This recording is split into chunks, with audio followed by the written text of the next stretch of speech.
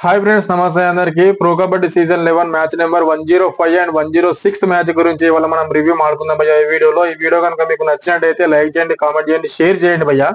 And కొత్త వాళ్ళు ఏమైనా చూసుకుంటే మాత్రం సబ్స్క్రైబ్ చేసుకోండి.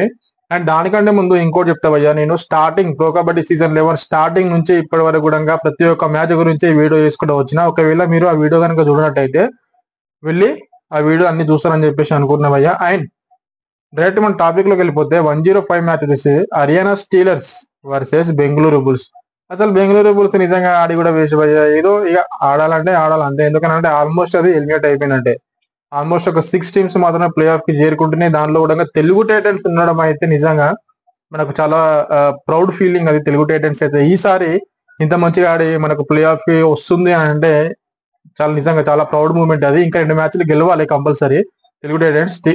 ఓకే, దాని గురించి మనం తర్వాత మాట్లాడుకుందాం. First Haryana Steelers versus Bengaluru bulls భయ్య. ఒకసారి మ్యాచ్ సమ్మర్ కనుక మనం చూసుకుంటే మ్యాచ్ అయిపోయేసరికి అయితే హర్యానా స్టీలర్స్ కి 37 పాయింట్స్ ఉంటే బెంగళూరు బుల్స్ కి ఓన్లీ 26 పాయింట్స్ ఉన్నాయి భయ్య.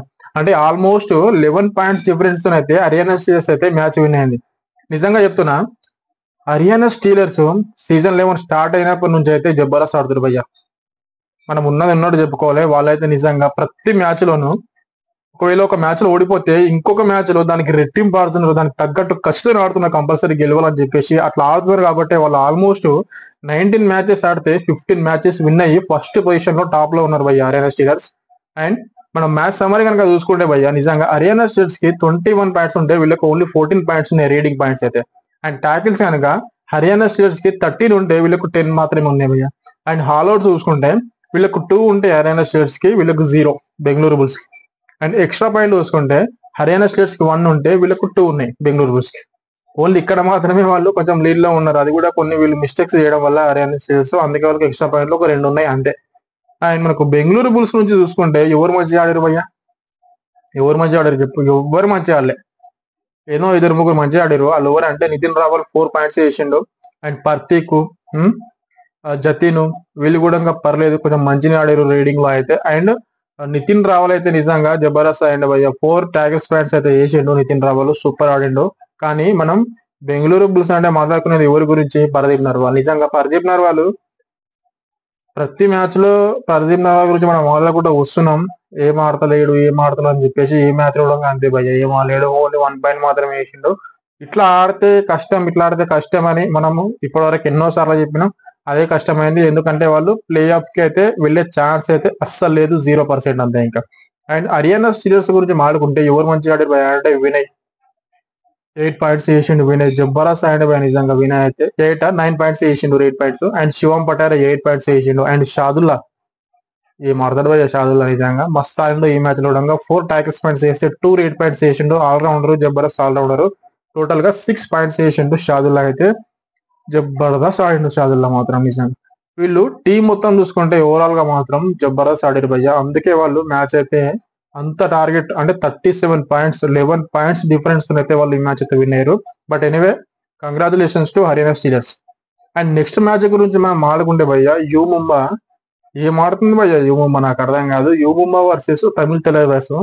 తమిళ్ తెలవాస్ ఎలాంటి టీము, అలాంటి టీం కి గట్టి పోటీ ఇచ్చి గెలవడం అనేది మామూలు విషయం అసలుకే కాదు. యూ ముంబా అయితే మరి ఎన్ని పాయింట్స్ తో విన్ అయింది? వాళ్ళ మ్యాచ్ సమ్మరీ ఏంది? ఏ ప్లేయర్ మంచిగా ఆడారు?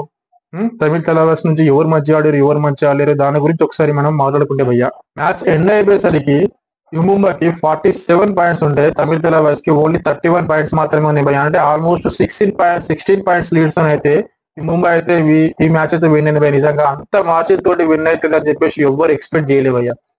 ఎందుకనంటే మనం మ్యాచ్ సమ్మరీ గురించి మనం ఆడుకుంటే భయ్య, టోటల్ రేట్ పాయింట్స్ వచ్చేసి యూ ముంబాకి 28 రేట్ పాయింట్స్ ఉంటాయి. అండ్ ఓన్లీ 21 పాయింట్స్ వచ్చేసి మనకు తమిళ తెలవాస్ ఉన్నాయి భయ్య. అంటే కొంచెం పర్లేదు, మంచిగా ఆడారు ఇద్దరు ఇక్కడ రీడింగ్ లో మాత్రం.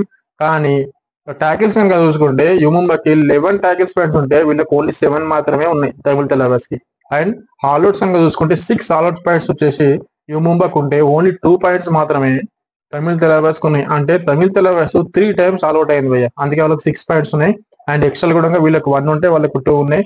సూపర్ రేట్స్ వచ్చేసి తమిళ తెలవాస్ 2 చేస్తే వీళ్ళు ఓన్లీ 1 మాత్రమే వేసారు. బట్ అయినా కానీ 16 పాయింట్స్ మార్జిన్ తోటి విన్ అవ్వడం యూ ముంబా అనేది నిజంగా చాలా ప్లస్ పాయింట్. అండ్ తమిళ తెలవర్స్ నుంచి మరి ఎవరు మంచిగా ఆడారు భయ్య అంటే ఓన్లీ సఫంగి మాత్రమే మంచిగా ఆడిండు. నితీష్ కుమార్, హిమాంశు వీళ్ళు కొంచెం పర్లేదు. అండ్ మిగతా ప్లేయర్స్ అయితే నిజంగా ఎవ్వరు ఆడలే.